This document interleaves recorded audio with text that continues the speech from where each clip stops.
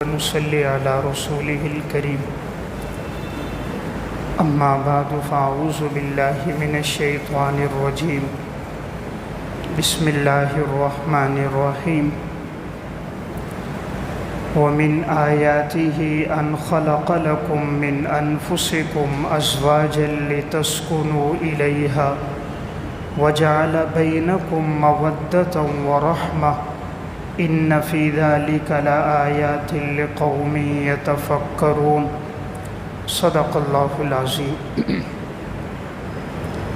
قرآن کریم میں اللہ رب العزت نے ارشاد فرمایا کہ اللہ تعالیٰ کی نشانیوں میں سے ایک اہم نشانی یہ ہے ان خلق لکم من انفسکم ازواجا لتسکنوا الیہا کہ اللہ تعالیٰ نے پیدا کیا تمہیں تمہارے اپنے نفسوں سے جوڑا اور اس لیے پیدا کیا تاکہ تم ایک دوسرے سے سکون حاصل کرو، ایک دوسرے سے راحت حاصل کرو۔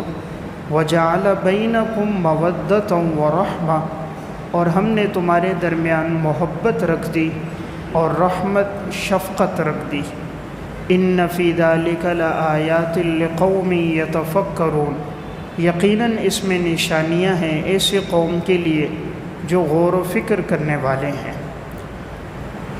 شریعت نے حکم دیا ہمیں آپس میں ازدواجی زندگی کا، اور انسان کی ازدواجی زندگی جتنی پرسکون ہو اتنا ہی وہ گناہوں سے محفوظ رہتا ہے۔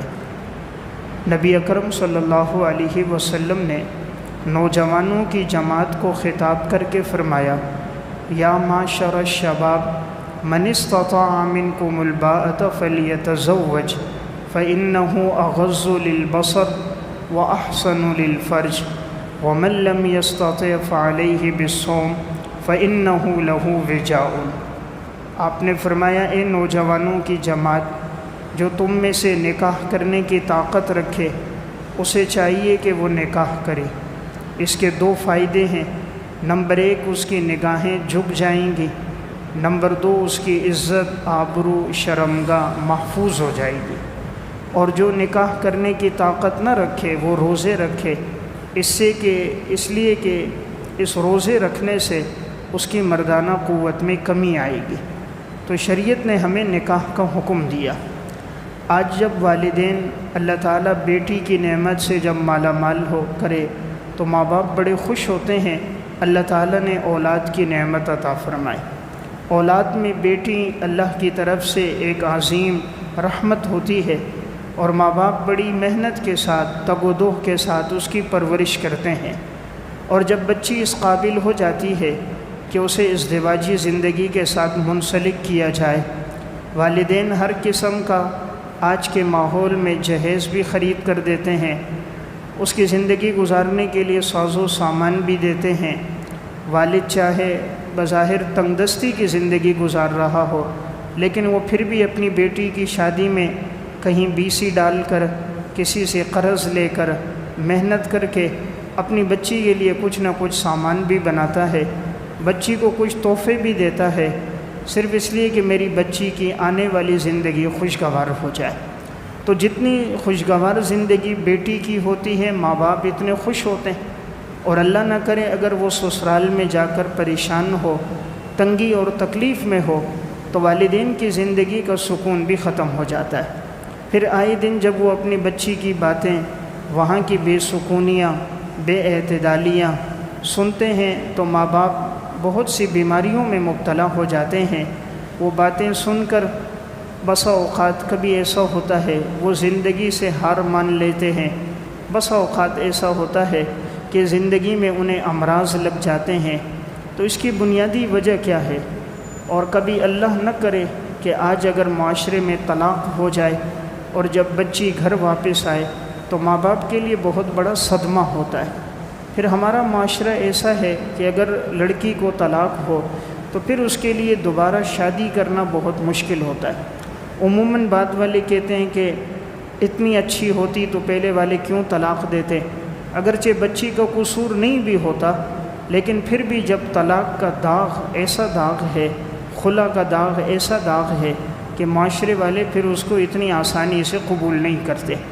آخر اس کے اسباب کیا ہے کہ ہم بحیثیت والد، بحیثیت بھائی، کہ ہم کوشش کریں کہ اپنی بچیوں کی ایسی پرورش کریں کہ کبھی ایسی نوبت نہ آنے پائے کہ ہمارے گھر میں ایسے واقعات سننے میں، معاشرے میں سننے میں آئیں۔ تو 25 ایسے اسباب جو میری ناقص تلاش میں آئے وہ میں آپ کے سامنے عرض کروں گا۔ انشاءاللہ اگر یہ 25 باتیں ہم نے کوشش کی ہماری زندگی میں آئیں، ہم نے اپنی بچیوں کو سکھائیں اور خود شوہر نے ان باتوں کا اہتمام کیا اور جن چیزوں سے بچنا ہے اس نے بچنے کا اہتمام کیا، تو امید ہے کہ انشاءاللہ اس کی نوبت نہیں آئے گی۔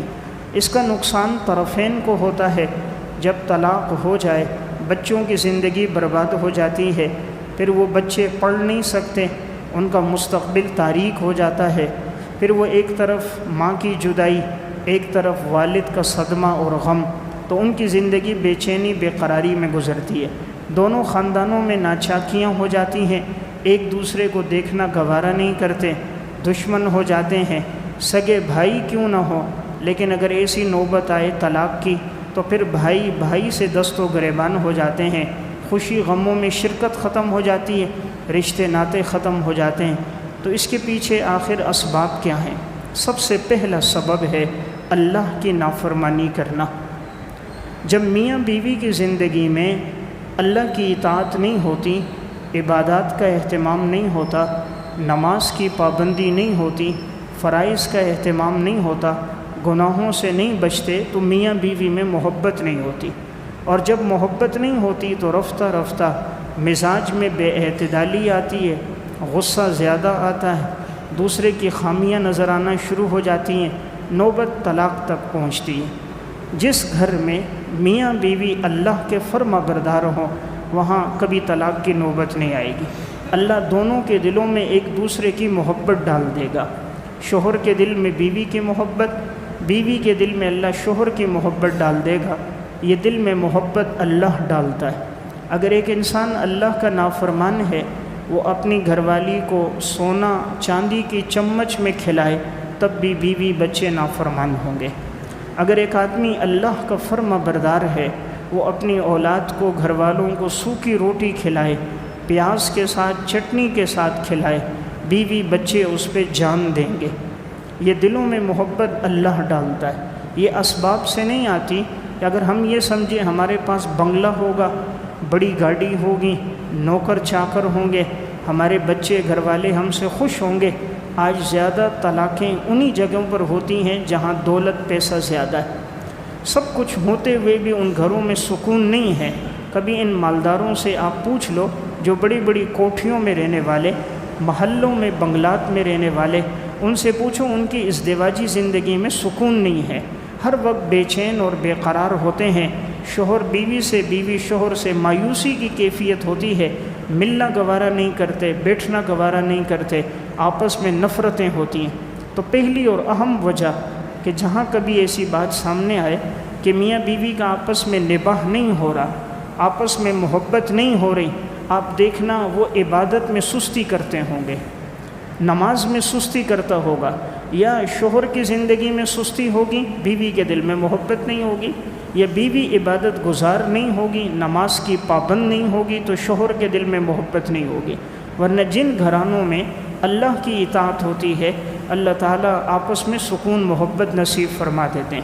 اس لیے ہمارا کام یہ ہے، ہم بحیثیت والد جب بیٹی اس عمر کو پہنچ جائے کہ اس پہ نماز فرض ہو جائے تو اسے تاکید کریں کہ تجھ سے نماز نہیں چھوٹنی چاہیے، ابتدا سے اس کی عادت بنا لیں کہ اس سے نماز نہ چھوٹے۔ جس بچی میں ابتدا سے عبادت کا ماحول آ جائے، گھر کے اندر ذکر کا ماحول آ جائے، اس گھر میں کبھی ناچاکی نہیں ہوتی۔ تو پہلی وجہ میں نے عرض کی اللہ کی نافرمانی۔ نمبر 2، خاوند کی نافرمانی۔ دوسری وجہ طلاق کی کیا ہوتی ہے؟ خاوند کی نافرمانی، کہ بیوی بات بات پہ شوہر سے جھگڑنا شروع کر دیتی ہے، الجھنا شروع کرتی ہے، شوہر کی اطاعت نہیں کرتی، تو شوہر ایک وقت تک برداشت کرتا ہے، 1 دن، 2 دن، 3 دن، لیکن جب بات کافی آگے بڑھ جاتی ہے پھر کبھی غصے میں برداشت نہ ہوتے ہوئے وہ یہ جملے کہہ دیتا ہے، پھر ساری زندگی اسے بھی افسوس ہوتا ہے، گھر والی کو بھی، لیکن بہرحال طلاق واقع ہو جاتی۔ اس لیے جن بچیوں میں شوہر کی اطاعت ہے، نافرمانی نہیں کرتی، اللہ نے ان گھروں میں سکون رکھا ہے۔ اور اللہ رب العزت نے عورت کے لیے جو جنت کا وعدہ ہے وہ صرف 4 صفات پر ہے۔ جس ماں بہن بیٹی میں 4 باتیں ہوں، نبی اکرم صلی اللہ علیہ وسلم نے فرمایا وہ جنت کے جس دروازے سے چاہے جنت میں داخل ہو جائے۔ آپ نے فرمایا اذا صلت المرأة خمسہا، جب کوئی عورت 5 وقت نماز پڑھے۔ نمبر 2 وصامت شہرہا، 1 مہینہ رمضان کے روزے رکھے۔ نمبر 3 وحسنت فرجہا، اپنی عزت اور آبرو کی حفاظت کرے۔ واطاعت بالہا، نمبر 4 اپنے خاوند کی اطاعت کرے۔ دخلت من ای ابواب الجنت شاءت، وہ جنت کے جس دروازے سے چاہے جنت میں داخل ہو جائے۔ تو عورت کا جنت میں جانا کتنا آسان ہے، صرف 4 باتیں جس ماں بہن بیٹی میں ہو۔ امام الانبیاء صلی اللہ علیہ وسلم فرماتے ہیں جنت کے 8 دروازوں میں سے جس سے چاہے جنت میں جائے۔ نمبر 1 5 وقت نماز پڑھے۔ نمبر 2 1 مہینہ رمضان کے روزے رکھے۔ نمبر 3 اپنی عزت آبرو کی حفاظت کرے۔ نمبر 4 اپنے خامن کی اطاعت کرے۔ اس لیے دوسری اہم بات میں نے عرض کی، شوہر کی نافرمانی۔ اس لیے بچی کی تربیت کے دوران بحیثیت والد اور بھائی ہمیں تربیت یہ کرنی چاہیے کہ بیٹی اب تم نے جو وہاں زندگی گزارنی ہے، شوہر کے تمہارے اوپر حقوق ہیں، ان حقوق کی ادائیگی کرو۔ جتنی محبت کے ساتھ، اپنائیت کے ساتھ بیوی ادائیگی کرے گی، اتنا زوجین کے درمیان میں آپس میں محبتیں نصیب ہوں گی۔ نمبر 3 زبان درازی کرنا۔ طلاق کا اگر میں کہوں سب سے بنیادی سبب ہے وہ یہی ہے، زبان درازی کرنا۔ جہاں بھی آپ کو اگر نظر آئے کہ کسی لڑکی کو طلاق ہو گئی، تو جب آپ اس کے پیچھے پس منظر میں جاؤ گے، اسباب تلاش کرو گے، تو آپ کو سب سے بنیادی سبب جو نظر آئے گا وہ لڑکی کی زبان درازی ہوگی۔ اگر بچیوں کے اندر سے یہ وصف ختم ہو جائے تو کبھی بھی طلاق کی نوبت نہ آئے۔ ہوتا یہی ہے کہ ساس نے ایک بات کہی، سسر نے سمجھانے کے لیے کوئی بات کہی، شوہر نے کچھ کہا، اب آگے سے گھر والی زبان درازی کرتی ہے، ایک بات کا جواب 2 کے ساتھ دیتی ہے۔ انہوں نے بات کی سمجھانے کے لیے، اس نے الجھنا شروع کیا، جھگڑنا شروع کیا، رونا شروع کیا، مگرمچھ کے آنسو بہانا شروع کیے، اس سے نقصان ہوتا ہے، طلاق ہو جاتی ہے۔ اگر یہ تھوڑا سا برداشت کر دے، زبان درازی نہ ہو، مزاج میں نرمی ہو، کبھی بھی طلاق نہیں ہوگی۔ اگر شوہر ایک بات کہے خاموش ہو جائے، بعد میں پھر اس سے بات کر لے، آپ نے یہ بات کی تھی غیر مناسب تھی، انشاءاللہ اس کو اپنی غلطی کا احساس ہوگا۔ ہوتا یہ ہے کہ شوہر بھی غصے میں ہوتا ہے، بیوی بھی آگے سے بد اخلاقی کرتے ہوئے غصے میں ہوتی ہے، نوبت یہ پیش آتی ہے کہ طلاق ہو جاتی۔ اگر وہاں غصہ ہو، یہاں برداشت ہو، زبان درازی نہ ہو، تو آپس میں محبتیں قائم ہو جائیں۔ تو یہ تیسری اہم بات ہے، بچیوں کو سکھانا چاہیے بیٹی جس ماحول میں آپ جا رہی ہو، آپ کے مزاج کے موافق سب باتیں نہیں ہوں گی۔ ماں باپ کے گھر میں تو مزاج کے موافق ہوتا ہے، جب اٹھے جب سوئے، جس چیز کی خواہش ہے ماں باپ لا کے دیتے ہیں، جو مانگا والد محنت مزدوری کر کے وہ لباس لاتا ہے، جوتیاں لاتا ہے، زیب و زینت کا سامان لاتا ہے، لیکن بسا اوقات سسرال کے گھر میں وہ سب کچھ نہیں ملتا۔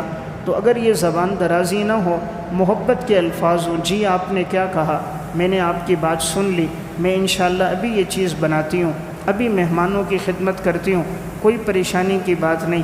اگر چہرے کے تاثرات نہ بدلیں اور پیشانی پر کبھی بھی 12 نہ بجیں، تو کبھی انشاءاللہ ایسے واقعات سننے میں نہیں آئیں گے۔ نمبر 4 چوتھا سبب ہے بدگمانی کرنا۔ طلاق کا چوتھا سبب کیا ہے؟ بدگمانی کرنا۔ میاں بیوی میں ہر ایک دوسرے سے جب بدگمانی کرنا شروع کر دیتا ہے، پھر اس کی نوبت یہ ہوتی ہے آپس میں آخر فیصلہ طلاق پہ منتج ہوتا ہے۔ بدگمانی کیا ہے کہ مثلاً اب شوہر بیوی پہ کرے کہ فون آیا، اب کہیں بھائی کا فون ہے، والد کا فون ہے، کہیں بھتیجے کا فون ہے، بھانجے کا ہے، وہ بات کر رہی ہے اور یہ بدگمانی کرے کسی اجنبی سے بات ہو رہی ہے۔ اب بدگمانی سے تحقیق ہوئی نہیں، اس کے فون پر بات سے اس نے نتیجہ نکال کے فوراً گرفت کر دی، غصہ کر دیا، طلاق دے دی۔ بعد میں پتہ چلا وہ تو کسی محرم کا فون تھا، کہیں ماموں کا فون تھا، کہیں چچا کا تھا، بھائی کا تھا، کسی اور گھر میں کسی ایسے فرد کا جس کے ساتھ اس کا ایک خونی رشتہ ہے، ایک تعلق ہے، تو یہ کبھی بدگمانی مرد کی طرف سے ہو جاتی ہے، کبھی عورت کی طرف سے ہوتی ہے، اکثر رشتے اس سے خراب ہوتے ہیں۔ اس لیے بدگمانی پر فیصلہ خود نہیں کرنا چاہیے، تھوڑی دیر کے بعد پوچھ لینا چاہیے۔ ایک بیٹے نے کے ہاتھ میں سیب تھے 2 دانے، بیٹے نے ایک سیب کو ایک چک لگایا، والد نے کہا بیٹا ایک سیب مجھے دے دو جو تمہارے ہاتھ میں ہے، تو بیٹے نے دوسرے سیب کو بھی چک لگایا، کھایا۔ والد کو غصہ آ گیا، دیکھو میں سیب مانگ رہا ہوں لیکن یہ بیٹا مجھے نہیں دیا، اس کو بھی چک لگایا، اس کو بھی چک لگایا۔ باپ غصے میں کھڑا ہو گیا تھا، لیکن بیٹے نے آگے سے کہا ابو جی میں نے دونوں کو چکھا ہے، یہ میٹھا ہے، یہ آپ کھاؤ، یہ میٹھا ہے، یہ آپ کھاؤ۔ اب باپ تو بدگمانی میں تھا کہ دیکھو اس نے دونوں خود کھائے، مجھے نہیں دے رہا، لیکن پیچھے کیا تھا، بیٹا چاہ رہا تھا اپنے ابو کو اچھی چیز پیش کروں۔ ہم بدگمانی میں غلط فیصلے کر لیتے ہیں۔ ایک شخص اپنے 4 بچوں کے ساتھ ریل گاڑی میں جا رہا تھا، ایک بچے کی عمر 4 سال، ایک بچے کی عمر 3 سال، ایک کی عمر 5 سال، ایک کی عمر تقریباً 6 سال۔ اب ریل کے ڈبے کے اندر یہ بچے بہت زیادہ مستیاں کر رہے تھے، کوئی بچہ ادھر بھاگتا، کوئی ادھر بھاگتا، کوئی آگے جاتا، کوئی پیچھے آتا، کوئی کھڑکیاں کھولتا، کوئی اوپر چڑھتا۔ اب باپ جو ہے اس کی آنکھوں سے آنسو بہ رہے ہیں، بس بیٹھا ہوا غمگین ہے، پریشان ہے۔ لوگ تھے، ان کو بڑا غصہ آ گیا، کہا یہ کیسا باپ ہے، منع نہیں کرتا، بچے ادھر کھیل رہے ہیں ادھر کھیل رہے ہیں، روکتا نہیں ہے۔ تو ان میں سے ایک آدمی کو غصہ آ گیا، فوراً آیا، جی آپ کے بچے ہیں؟ کہا جی میرے بچے۔ کہا آپ ان کو منع نہیں کرتے، یہ کس طرح مستیاں کر رہے ہیں، لوگوں کو تنگ کر رہے ہیں؟ اس نے کہا بات یہ ہے ان بچوں کی والدہ کا انتقال ہو چکا ہے، تو میں جنازے میں شرکت کرنے کے لیے جا رہا ہوں، میری بیوی تھی اور ان 4 بچوں کی ماں تھی، اس کا انتقال ہو گیا، تو میں جنازے میں شرکت کے لیے جا رہا ہوں، میں ان بچوں کو کیسے ماروں کہ ان کو پتہ نہیں ہے ان کی ماں کا انتقال ہو گیا۔ تو تھوڑی دیر پہلے تک جو ریل کے ڈبے کے سب لوگ مخالف تھے، غصہ کر رہے تھے، بات کے سننے کے بعد ہر ایک بچوں کو اٹھاتا، کوئی چومتا، کوئی گود میں بٹھاتا، کوئی قریب کرتا، محبت دیتا۔ تو دیکھیں پہلے بدگمانی تھی، جب اصل حقیقت سامنے آ گئی تو محبت ہو گئی۔ تو رشتے خراب بدگمانی سے ہوتے ہیں کہ ہم بدگمانی کر لیتے ہیں، معاملے کی تہ تک پہنچتے نہیں ہیں، پوچھتے نہیں ہیں، نہ شوہر سے بات کی تحقیق ہوتی ہے، نہ شوہر بیوی سے تحقیق کرتا ہے، آخر میں نتیجہ طلاق کا ہوتا ہے۔ جب بات بعد میں کھلتی ہے تو پیچھے کوئی بات ہی نہیں ہوتی۔ اس لیے ہونا یہ چاہیے جب بھی کوئی معاملہ ہو ہم اس کی تہ تک جائیں۔ اسی طرح ہمارے معاشرے میں بدگمانی ہوتی ہے، مثلاً اگر کوئی شخص کسی عورت کے ساتھ جا رہا ہے، فوراً لوگ اعتراض کرتے ہیں دیکھو فلاں فلاں عورت کے ساتھ تھا۔ اب ممکن ہے اس کی بیٹی ہو، ممکن ہے بیوی ہو، والدہ ہو، بہن ہو، خالہ ہو، رضائی بہن ہو، تو ہمیں فوراً کسی پر الزام نہیں لگانا چاہیے، منفی سوچ نہیں رکھنی چاہیے۔ کوئی ساتھ اپنے بچہ لے کے جا رہا ہے، اب کوئی بولے جی یہ کون تھا چھوٹا، ہو سکتا ہے اس کا بیٹا ہو سکتا ہے بھتیجا ہو، بھانجا ہو، کوئی نہ کوئی خونی رشتہ ہو، تو بدگمانی سے معاشرے میں تلخیاں پیدا ہوتی ہیں۔ اس لیے میں نے چوتھی اہم وجہ عرض کی بدگمانی۔ نمبر 5، اپنے خاوند کا دوسروں کے ساتھ موازنہ کرنا، اپنے خاوند کا دوسروں کے ساتھ موازنہ کرنا۔ طلاق کا ایک سبب یہ ہوتا ہے کہ اب جو بیوی ہے وہ اپنے خاوند کو دوسروں کے ساتھ موازنہ کرتی ہے۔ مثلاً وہ دیکھتی ہے کہ دیکھو فلاں کا جو خاوند ہے اس کے پاس تو گاڑی ہے، میرے خاوند کے پاس تو موٹر سائیکل بھی نہیں، فلاں کا خاوند وہ تنخواہ لیتا ہے 80,000، میرے خاوند کی تنخواہ 30,000 ہے، فلاں کا اپنا گھر ہے، ہمارا تو کرائے کا گھر ہے، فلاں کے پاس اتنی سہولیات ہیں، گھر میں اے سی لگا ہوا ہے، ہمارے گھر کے اندر اے سی نہیں ہے، گرمی ہے۔ تو جب یہ موازنہ شروع ہو جاتا ہے تو شوہر کی ناقدری شروع ہو جاتی، نافرمانی شروع ہو جاتی ہے۔ اب وہ شوہر کی خوبیاں نہیں دیکھ رہی، ٹھیک ہے اس کے پاس لاکھ روپے تنخواہ نہیں، 30-40 ہزار ہے، لیکن وہ آپ کی ضروریات تو پورا کر رہا ہے، آپ کو محبت دے رہا ہے، آپ کے حقوق ادا کر رہا ہے، بس یہ کافی ہے۔ یہ تو ضروری نہیں کہ وہ اب کہاں سے اتنی رقم لائے کہ گھر میں اے سی لگائے، کہاں سے اتنی رقم لائے کہ 30-35 لاکھ کی گاڑی لے۔ تو عموماً ہم نے اچھی تربیت بیٹیوں کی نہیں کی ہوتی، پھر ہماری بچیاں گھروں میں جاتی ہیں اور وہ موازنہ یا تو اپنے گھروں سے کرتی ہیں، میں باپ کے گھر میں تو خود پکاتی ہی نہیں تھی، موبائل پہ فون کرتی، پکا ہوا کھانا آ جاتا، تمہارے گھر میں تو پکانا پڑتا ہے۔ وہاں تو فون کرتی، لباس جو نیا ہوتا ڈیزائن فیشن، وہ نیا سوٹ گھر میں آتا، تمہارے گھر میں تو یہ آسائشیں راحتیں نہیں ہیں۔ تو جب موازنہ شروع ہوتا ہے تو ناقدری شروع ہو جاتی ہے، اور جب ناقدری آتی ہے تو نتیجہ طلاق ہوتا ہے۔ اس لیے شوہر کا موازنہ وہ کسی اور اجنبی مرد سے نہ کرے، اس کی خوبیاں دیکھے۔ اللہ تعالیٰ نے ہر شوہر میں خوبیاں رکھی ہوتی ہیں۔ سب سے بڑی خوبی وہ وقت دے رہا ہے، وہ محبت کر رہا ہے، ضروریات کو پورا کر رہا ہے۔ شوہر لاکھ روپے تنخواہ لائے لیکن اس کا اجنبی لڑکیوں سے تعلق ہو، گھر کے اندر اے سی لگا ہوا ہو لیکن رات گزارنے کہیں اور جاتا ہو، بیوی کو خرچہ 50,000 روپے دیتا ہو لیکن محبت سے بات نہ کرتا ہو، تو فائدہ کیا ہوا؟ اس لیے اصل چیز پیسے نہیں، زندگی پیسے سے نہیں گزرتی، محبت سے گزرتی ہے۔ اس لیے جن کے پاس جتنا زیادہ پیسہ ہے وہ اتنے بے سکون ہیں، اتنے بے چین ہیں۔ اس لیے بچی کو سمجھانا ہے کہ جس گھر میں تم جا رہی ہو یہ تمہارا گھر ہے، وہاں اپنی اچھی زندگی گزار۔